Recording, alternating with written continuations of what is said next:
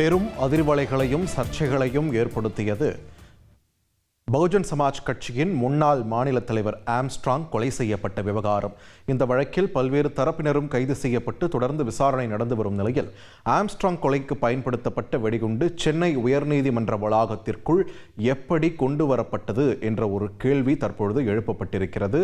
உயர்நீதிமன்ற வளாகத்திற்குள் கொண்டு வரப்பட்டு அது கைமாற்றப்பட்டிருக்கிறது என்று காவல்துறை இது தொடர்பாக விளக்கமும் அளித்திருக்கிறது. இது தொடர்பான முக்கிய செய்தியை நாம் பார்த்து வருகிறோம். தொடர்ந்து கூடுதல் விவரங்களை வழங்க இணைகிறார் எமது செய்தியாளர் சுரேஷ். சுரேஷ், வணக்கம். இது பத்தின முழுமையான விவரத்தை பதிவு பண்ணுங்க. வணக்கம். ஆம்ஸ்ட்ராங் கொலை வழக்கில் கைது செய்யப்பட்டவர்களை குண்டர் சட்டத்தில் சிறையில் அடைத்ததை எதிர்த்து புதிதாக பல வழக்குகள் சென்னை உயர்நீதிமன்றத்தில் தாக்கல் செய்யப்பட்டுள்ளன. இந்த வழக்குகள் நீதிபதி எஸ்.எம். சுப்பிரமணியம் மற்றும் ஜோதிராமன் அடங்கிய அமர்வில் இன்னைக்கு விசாரணைக்கு வந்தது.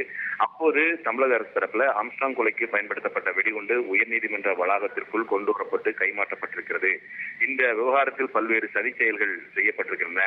இது தொடர்பாகவும் விசாரணை நடத்தப்பட்டிருக்கிறது. அது மட்டுமல்லாமல் ஏற்கனவே இந்த வழக்கில் குண்டர் சட்டத்தில் அடைக்கப்பட்டவர்கள் தாக்கல் செய்த மனுக்கள் மீதான விசாரணை ஜனவரி மாதத்திற்கு தள்ளி வைக்கப்பட்டுள்ளதால் இந்த வழக்குகளையும் அந்த வழக்குகளுடன் சேர்த்து விசாரிக்க வேண்டும் என்ற ஒரு கோரிக்கையும் அரசு தரப்பில் முன்வைக்கப்பட்டது. மனுதாரர்கள் தரப்புல ஒவ்வொரு முறையும் இது மாதிரி வழக்கு விசாரணைக்கு வரும்போது இதே காரணத்தை கூறி விசாரணையை தாமதப்படுத்துவதாக ஒரு குற்றச்சாட்டு முன்வைக்கப்பட்டது.